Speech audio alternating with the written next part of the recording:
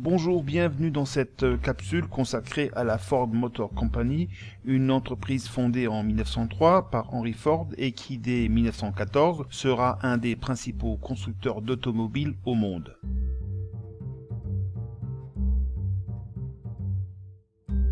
Fils d'un immigré irlandais, Henry Ford est l'exemple parfait du self-made man américain, sachant profiter de la forte croissance américaine du début du XXe siècle pour réaliser son rêve américain. Il quitte l'école à 15 ans et devient apprenti dans un atelier de mécanique à Détroit, puis chez Edison où de simple employé, il devient ingénieur.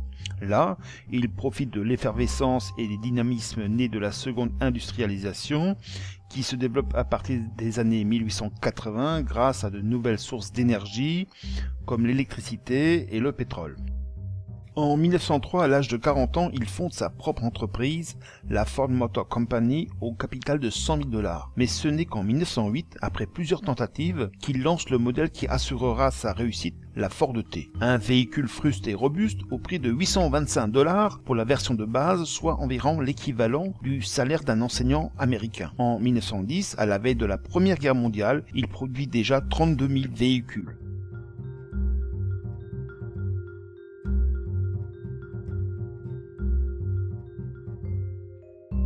Henry Ford n'était pas uniquement l'homme d'une innovation, il était également celui d'un système de production.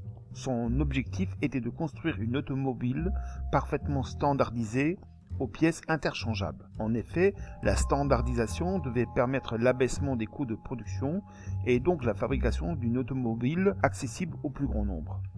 Pour cela, Ford appliqua dans un premier temps les principes de Frederick Taylor, le père de l'organisation scientifique du travail, qui avait montré comment optimiser une opération industrielle en la divisant en étapes élémentaires. Puis, dans un second temps, il mécanisa grâce à la chaîne d'assemblage le processus de production. Au lieu de confier l'assemblage à une équipe, dorénavant c'était la pièce qui se déplaçait avec une fréquence précise devant les ouvriers. Le travail à la chaîne était né.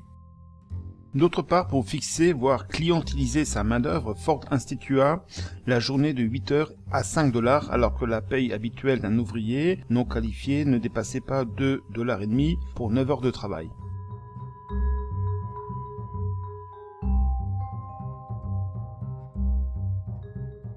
Toute la réussite de Ford reposait sur un modèle, la Ford T, autour duquel toute l'entreprise avait été construite. Cependant, au début des années 20, le goût des consommateurs avait changé. Les concurrents de Ford, comme General Motors, développèrent des stratégies plus payantes, au moyen de campagnes publicitaires, de la vente à crédit et en segmentant le marché en différentes marques pour des publics différents.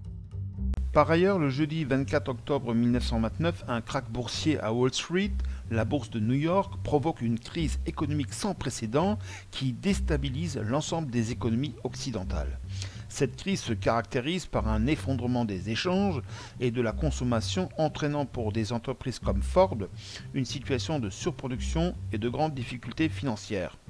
Seul l'effort de guerre de 1941 et le Victory Programme, pour lequel Ford produira des jeeps, des chars d'assaut et des bombardiers, permettra à l'entreprise de se tenir à flot.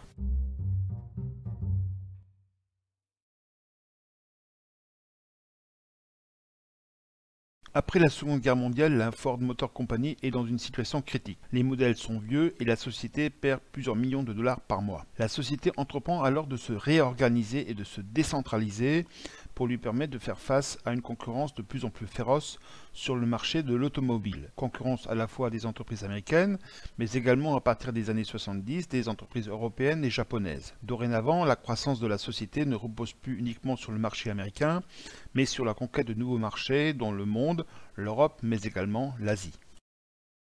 La crise des années 70 sonne le glas du Fordisme. Les chocs pétroliers de 1973 et de 1979 obligent tous les constructeurs à revoir leur gamme de produits, mais également la manière de les produire et où les produire. La forte concurrence mondiale amène Ford à chercher à réduire ses coûts de production pour rester compétitif. Cela passe par la délocalisation d'une partie de plus en plus importante de sa production vers les pays à bas salaire, que ce soit les maquiladoras au nord du Mexique ou en Asie. Ainsi, Ford, institution nationale dans les années 20, produisant pour le marché américain, est devenue une institution mondiale produisant pour le marché mondial.